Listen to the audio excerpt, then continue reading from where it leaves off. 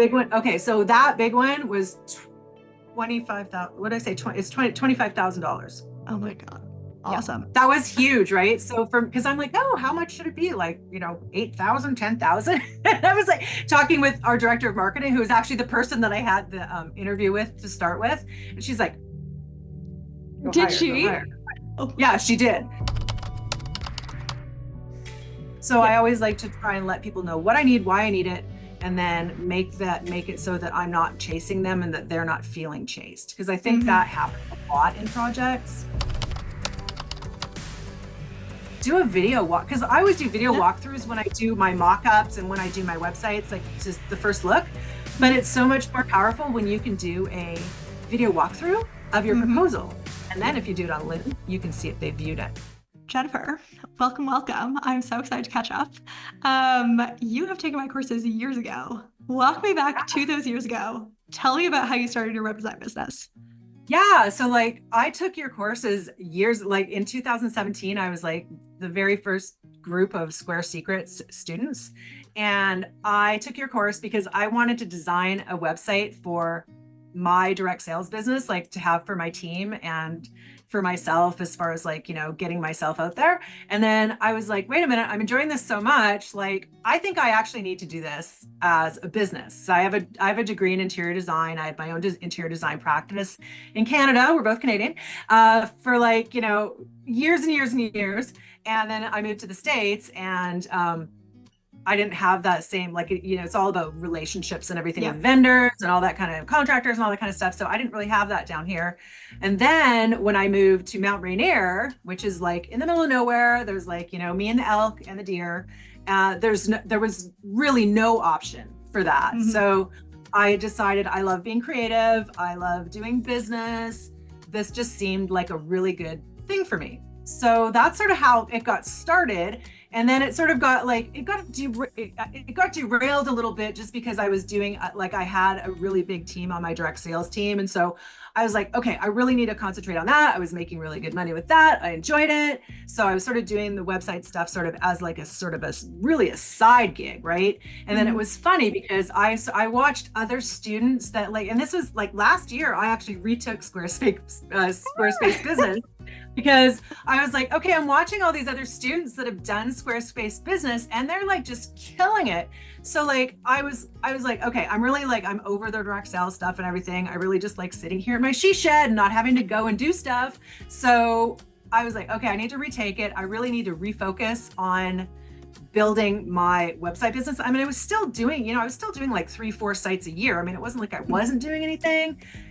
But I was like, I mean, you've done more than that. I don't know. I'm just saying that. But then I took Square Secrets business last year again. And all of a sudden, like, it was funny because like, I got sort of 3/4 of the way through the course. And then all of a sudden it must've just been because like I put it out there in the universe. All of a sudden I was like so busy, I couldn't finish. So that's where I was then. And then now it's just, I'm like so busy right now. It's great. And I love it. I love doing the design. So so that's where was sort of it was like a start and stop and evolution of sort of how it fit into my life. Yeah. That's so perfect. That's so perfect. Okay, let's talk about, so it's clear why the interior design thing didn't really like make sense with your life change. And then talk to me about direct sales versus web design and making the decision that actually you want to do more of the web design. Like what factors kind of went into that? Yeah, well, so there's a couple of different factors. So number one, I changed companies about 2 years ago, and with rebuilding and everything, you have to like go and do a lot of vendor shows and be out there and do networking and all these kind of things. And I was like, I'm an hour and a half away from the grocery store. Do I really want to be spending all that time in my car? And then you go to these events and it's like and then you're sitting there going, I could be at home, like with my husband, or like building a website. Like you're just thinking of all the things that you could have been doing. So I was like, okay, I need to sort of focus on the website thing. And also it's something that I am in control of. And especially what I'm seeing right now with a lot of the companies, that they are changing their comp plans. They're cutting people out, people that have worked so hard to build teams, that it's just, I'm glad that I sort of saw it for myself before it really impacted me, because I was able to move that. I was able to make sure that I had the income that I needed. before somebody said you don't have the income anymore. So Yep. I think it's just really good having something that you can be in control of and have your own business and work it the way you want it to work it. Even though with direct sales, they say you can work it the way you want to work it, you're really working it based on somebody else's plan. And this way I can work the hours I want. I can work with the people that I want, because also with direct sales, if somebody brings somebody on to you're not bringing on, like, people are just coming. There's no actual application process, right? So like with a website client, like if somebody comes to me and they're like, and I always put out there in, in my intake form, like, what's your budget? I actually need to change that, because people are like putting in stupid, slow, like small budgets. And I'm like, no, that's not real. Like, that's not realistic. Did you look at my website? So yeah. So, but the thing is, then you meet with them, you do this sort of Zoom, like, they're applying for a job with you as much as you're applying for the job with them. And you can decide if they're a good fit or not. Whereas if, direct sales, somebody can just go to a website and pay their startup fee and hello, they're on your team. So totally. I think, so that's sort of where I am with it. Yeah. Yeah. Okay. So you did the business the first time. It was running. It was your side thing. You made good side money from it. Yeah. Then you decided eventually, okay, this is what I want to be my main thing. Can you tell me about what do you think you did differently the second time that really made it take off? I think the second time I was a lot more intentional about it. I mean, I haven't really, and I think also just from working with other people, like with clients and stuff through the years, I think I've really sort of nailed my systems and everything in the way that I work with people. So that was really good. And I also sort of really, I kind of tightened my niche a little bit. I decided that, rather than just going out there and working with anybody and anything, and it was funny because it was an epiphany that came to me during Square Secrets too, when you did the thing. It was about a niche thing, and you did a side-by-side comparison of like, of an about page or something like, oh, I do blah, blah, blah, basically offering like, everything out there and just hoping that somebody comes to you. Whereas then you niche down on the other one. I'm like, oh yeah. And I think I may even send you a message, or I'm like, oh my God, like this was like bing, ding, ding, ding, ding, ding, the light bulb went off. And so I think once I became, number one, more intentional of the fact that I'm putting it out there in the universe, that this is what I really want to do because I really enjoy it. And then also being more intentional and focused on the types of people that I wanted to work with. So that's I think sort of how, and then also, you know what? I answered a post in a Facebook group a couple of different times, right? And like, that's like, cause that's one of the things that you say is like, go in there and be, and I always, and so I got a bunch of jobs off of just sort of being a little bit more involved in Squarespace communities because a lot of people that are in those communities, they're not designers. They're people that are asking for help, or they're people that are like looking for somebody to actually take on a project. So that's how, that's sort of how it's sort of all of a sudden the genesis of everything. Yeah. Yeah. Okay. Tell me about the Facebook groups. Let's start with that. What have you found certain Facebook groups are better than other ones to get clients from? Or there's sort of two or three, and I would have to go actually onto Facebook to let you know what they were. But like one is like Squarespace communities, and then one is like I can't remember. That's I think the one that I got the most of the stuff from. And it's just people that like it's more like the ones where people are in there. They're not necessarily designers, so they're actually just people like looking for help and stuff. So sometimes like I'll like post like my little, like if they're like, oh, I need to do this, or I don't understand how to do this, and like I'll do that, like I'll answer the question. I don't like actually since I did your course, I've done a ton of like CSS courses and coding and stuff like that. So I took Meg's mastermind like 3 times. So just because, well, you know why? Because you can do a separate project for each one. So you learn more and more each time, and it's based on your level, what you want to learn. So I don't actually put code stuff in them because I'm like, I don't want them doing anything with that and messing their website up. But like generic questions like, how do I do this and how do I do that? So that, and then if somebody's like, hey, I've got a Squarespace website, I did it myself, I need help, redoing it. Those I'll try to answer those kind of posts, say, hey, and I'll just say, hey, take a look at my portfolio, love to work with you, let me know if you're interested. But like, and you try to sort of be like the first sort of above the fold on answering those. You don't want to be the 5th person to answer it, because that person now is probably like losing their mind, because they're probably not only those, they're getting all sorts of DMs. So, and just be respectful. Don't be pushy when you answer those kind of ones. I agree. That's amazing. Okay, let's talk about the niche situation. Yeah. What did you resisted the niche at first? You've niched more Yeah. now. What is our Yeah, niche I've that niched more now. we're working with? So my niche for now, although I say my niche, but I still if somebody approaches me with an interesting project that's outside of my niche, I'll still do it. But my niche is really, it's for service-based providers, right? It's for people who are say they're somebody who is, I've got somebody who's an event planner, so she's service-based parties.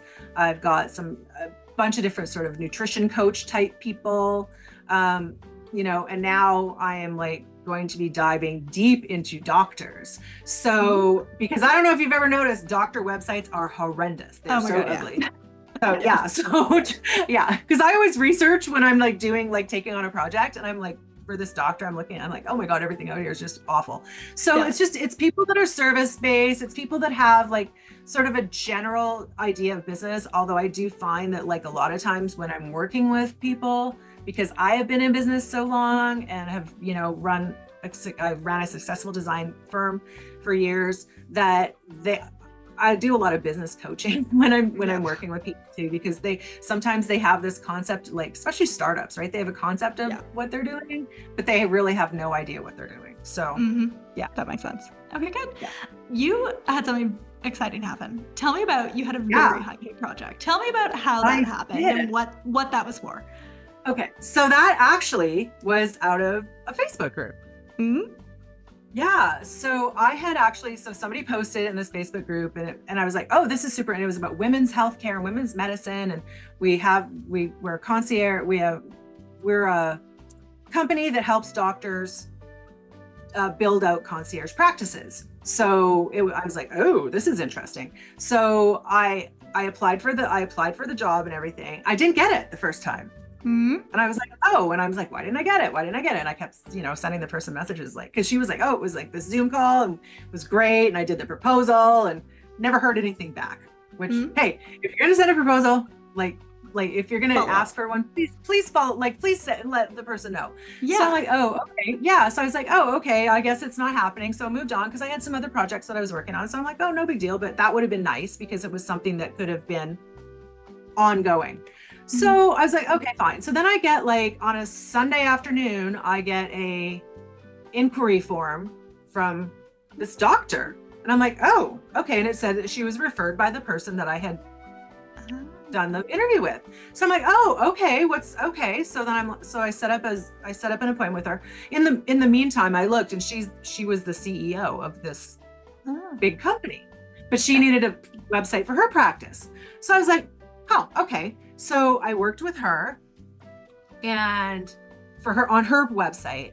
And she was like, okay, I love working with you. You ask me questions that nobody's ever asked me before. You have a big picture idea. I think I want you to do our main website that is the one that brings all the concierge doctors together. Plus I want to hire you to basically do all of our websites for all of our providers on an ongoing basis. Oh my God. So I know. So I was like, oh my God. Right. So you just never know. Right. So, I mean, it didn't come from the person that I initially had talked to. It came from the boss. And so now I'm doing all that for them. I'm I'm like a 1099 with them. We're doing all just doing sort of strategic kind of stuff. So I'm their director of websites and creative. We kind of made up a name. And then I'm doing a bunch of other things. We're launching a nonprofit in women's health. So I'm involved with that website and then all the other practice websites. And yeah, basically it's kind of like a dream kind of thing because it's solid, but but it's not like I'm a W-2 employee where, I'm full-time. Oh, I mean, it kind of is full-time, but it's not like I have anything in the contract that I have with them that I can't do other projects. Other stuff too. That's awesome. Yeah. So yeah. Oh my gosh. Okay. Tell me about the price point on the website that they hired you to do. The big one. Okay. So that big one was $25,000. What did I say? It's $25,000. Oh my God. Awesome. Yeah. That's well done. So that was huge, right? So because I'm like, oh, how much should it be? Like, 8,000, 10,000. And I was like talking with our director of marketing, who was actually the person that I had the interview with to start with. And she's like, did she? Oh. Yeah, she did. So I was like, oh, okay. So my husband's like, is she trying to throw you under the bus to like have you go in with this crazy, like, crazy fee that they're going to say you're insane? But no, like they, and yeah. And what I do actually when I send a proposal, because I actually took this amazing course on like doing things for Upwork, like literally I was doing an Upwork, like I was doing all these things, right? So I was doing like a thing to, promote myself on Upwork and just get, business that way. But one of the things that Lisa Cumes, who did that course, said, when you do proposal, do a video walk, because I always do video walkthroughs when I do my mock-ups and when I do my websites, like just the first look. But it's so much more powerful when you can do a video walkthrough of your proposal.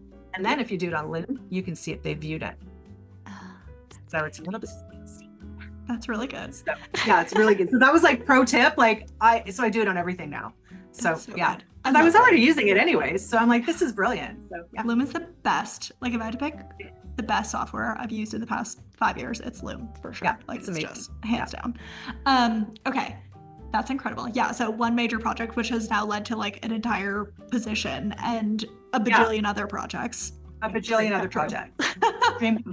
Yeah, and then also based on sort of what I'm looking at with, I probably shouldn't give away this because I don't want everybody else doing it, but I'm actually, because of all of the knowledge and insight that I'm getting into medical practices and what they need for their websites, I'm actually going to build out a bunch of templates for that, because not all doctors are going to, pay you to do their websites, so at least that way, and it's just going to generate, ongoing income.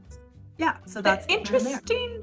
The interesting thing about that is people would not often think of doctors as people they could serve. Like it's not a niche or industry that people often even think about. So yeah, and it's funny because people have got the therapist link or the therapist, right? It's pretty, it's similar.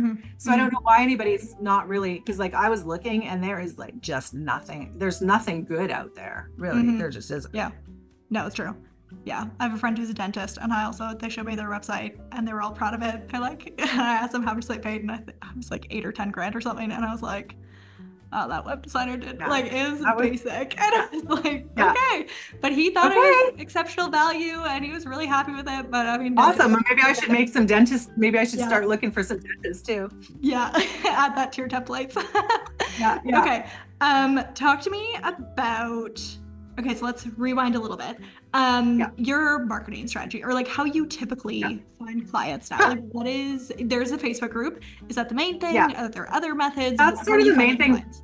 Yeah, that's sort of the main thing right now. Also word of mouth and referrals. Like I think it's super important to really, stay in contact with your previous clients as well. And I always make sure that when I'm finishing with a client that I send a feedback form to them so that I can get, some testimonials and stuff like that, and just let them know I really loved working with them, and did they have anybody else that they thought could benefit from my services. Super behind on my social media right now just because like I've been so busy, so so that's on my list. So I mean it's just also it's just having your nose to the ground or your ear to the ground and sort of going like, okay, what's who's saying what's if you can see somebody that's posting about something that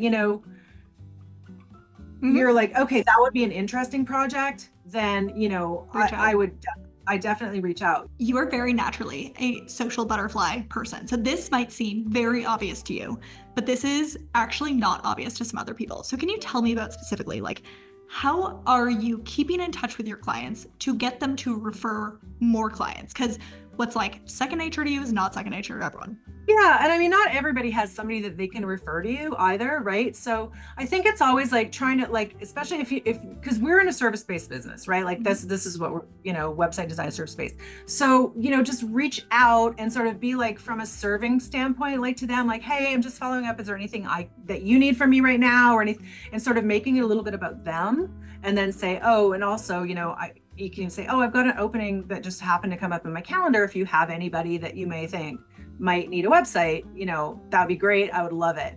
You could do a referral program if you wanted. It depends on how much, you're charging per website. there's always that you can do too. I don't do that, but when somebody does send me a referral, I do send them like a little gift or something. So, just to sort of let them know that I appreciate it.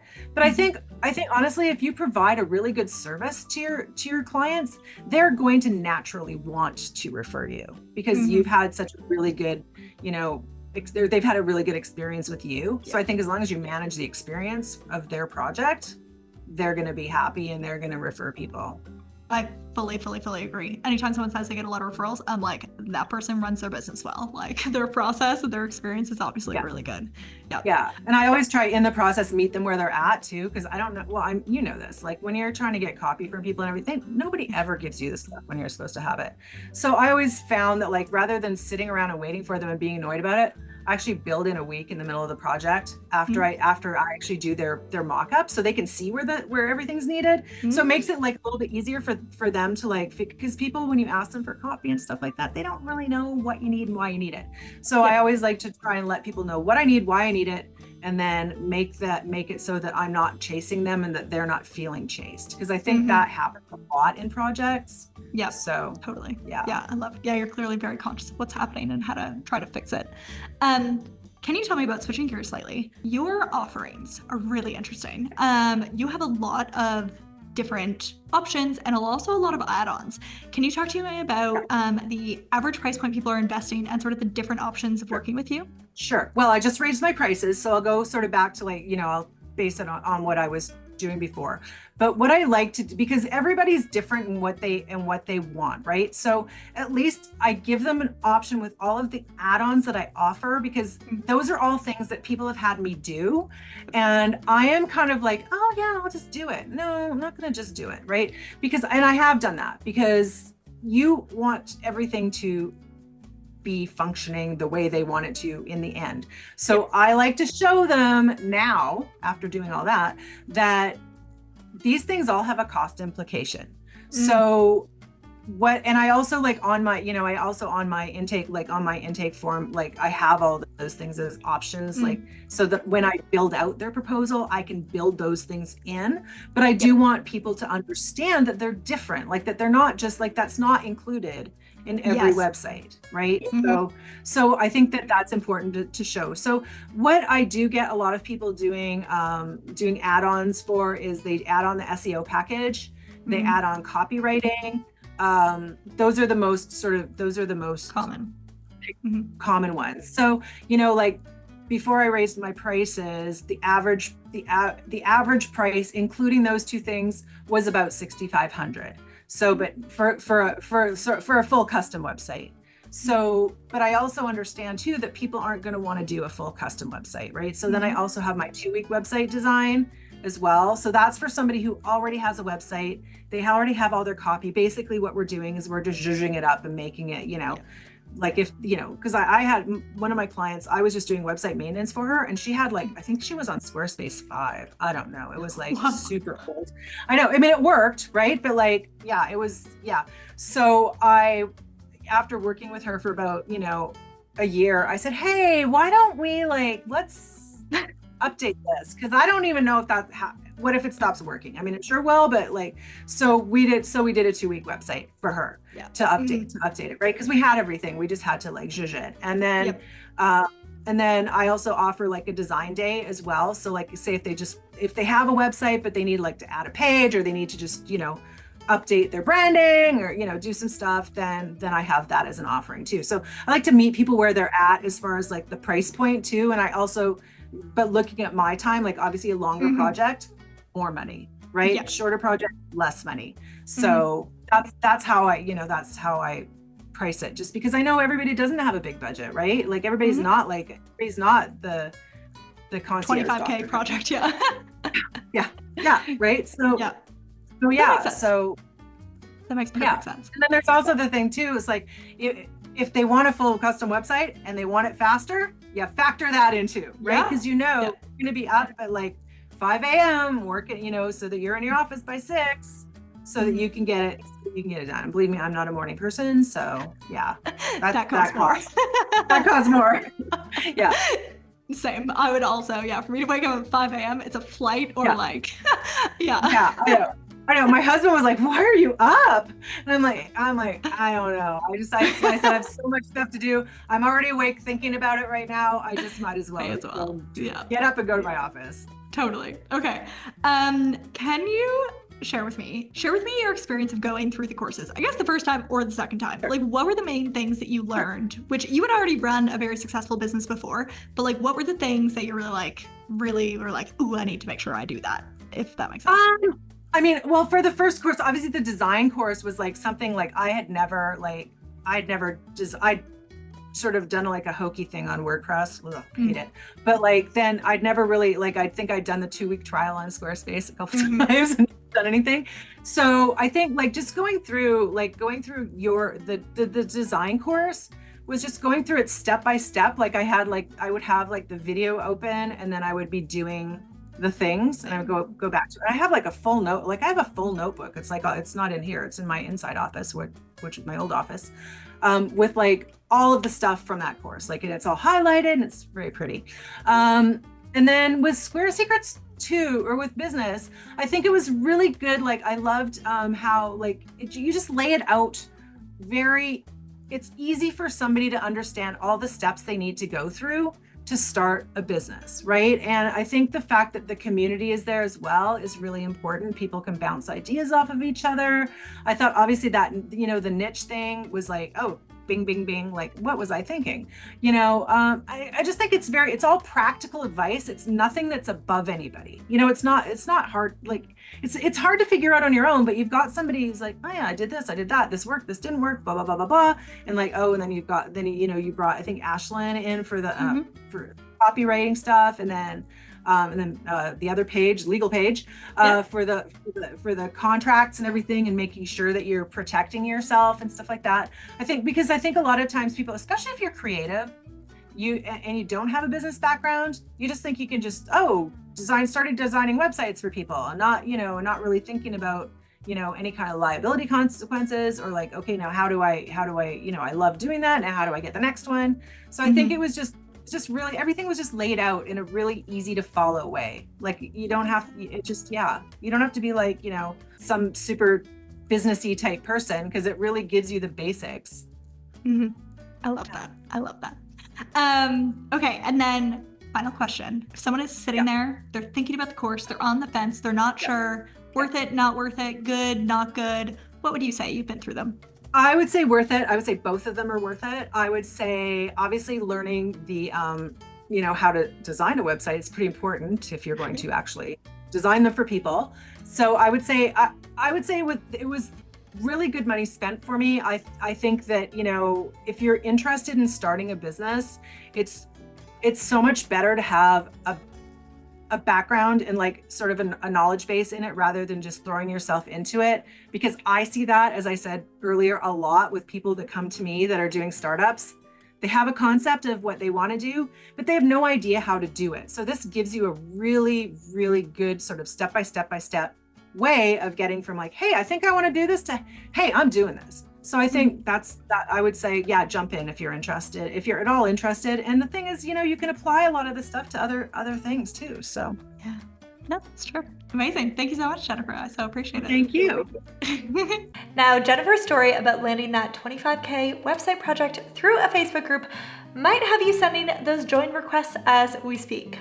But don't forget all the key steps that made finding this dream client possible for her, like getting really intentional with her business strategy, narrowing down her niche, and establishing systems as polished as her portfolio. These shifts are what truly took her business to the next level and led her to securing this rather wonderful project. Now, Jennifer chose to niche in the medical field, which instantly gives her an edge in landing clients with substantial budgets and an understanding of premium pricing.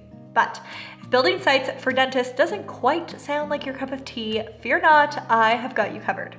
In this next video, I'll reveal a carefully curated list of other high-value niches for you to choose from, along with the essential strategies that will allow you to package your expertise at a premium price point. So be sure to watch this video next to find your high-value niche and start securing those 25K projects in no time.